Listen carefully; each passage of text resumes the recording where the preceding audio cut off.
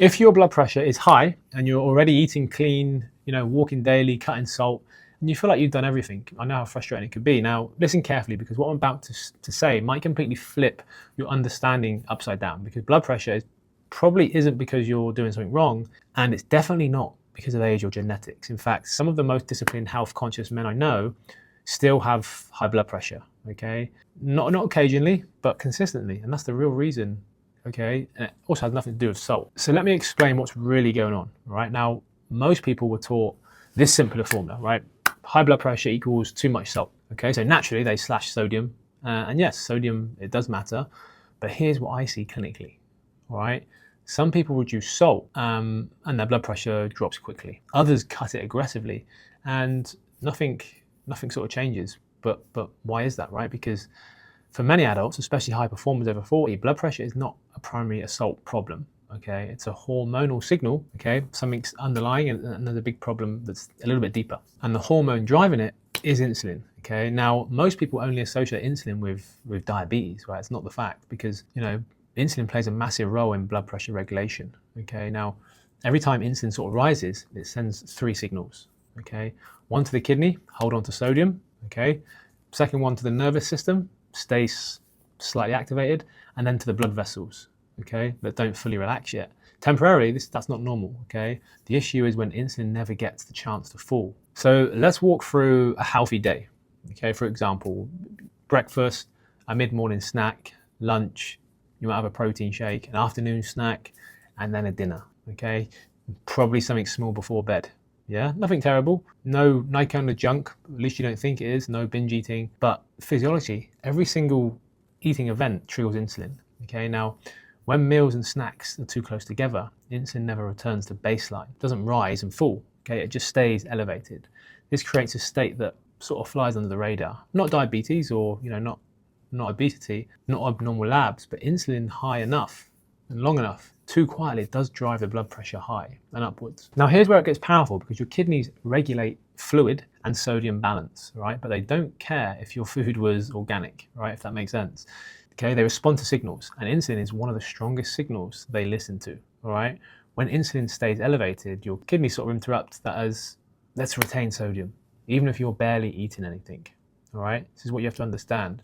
Think of your bloodstream like a motorway, for example. Sodium is the cars, your kidneys are the exit ramps, and insulin is the traffic light controlling those exits, yeah? So cutting salt is like putting a fewer cars on the road, okay? It helps a little, but if the exits stay closed, traffic still builds, right? And that's why you can't cut out salt aggressively and still have high blood pressure. The real issue isn't how many cars are entering, it's the exits are kind of not opening. By the way, if you want help creating a preventive strategy for your high blood pressure, like we've done with over 3,000 plus men now, there's an application below in the description, all right, to see if we have availability for our next month's client intake. So back to the video, this also explains something many people notice, okay? They say, my blood pressure is the highest in the morning, okay? Often that's not stress, by the way, it's just timing, yeah?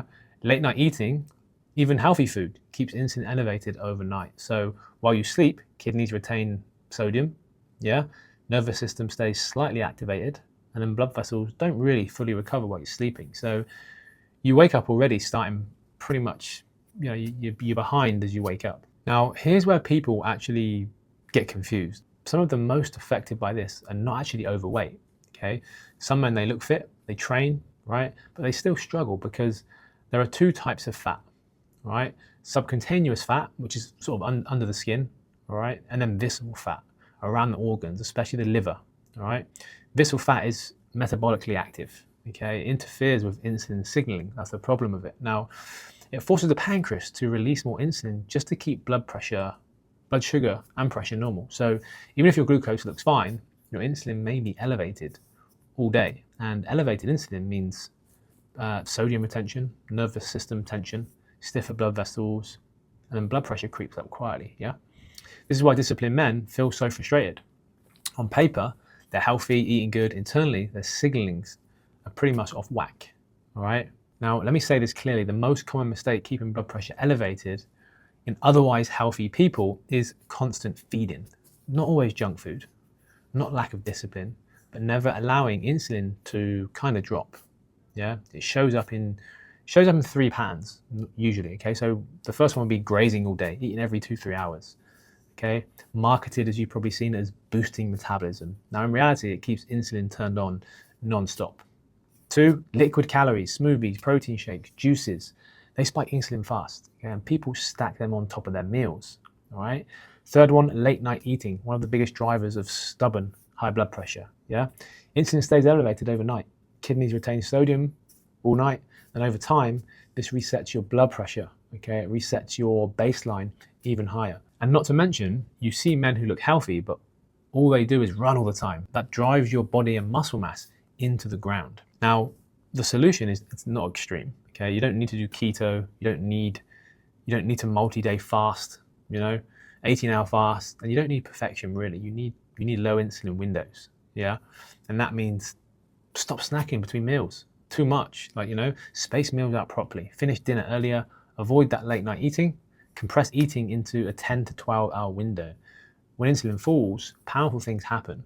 Yeah, automatically kidneys release sodium, blood volume normalizes, nervous system calms, blood vessels start to relax, and blood pressure often begins dropping within days, even weeks. Not because you've tried harder, but because you've actually fixed the signal. Because high blood pressure is not just a number. Okay, it's a signal that your internal environment is under chronic stress. Okay, a fixed insulin signal, and you're not just lowering your blood pressure. Okay, you're improving your heart health long term. Yeah, kidney health, brain health, longevity. Okay, now I hope this shifted your perspective.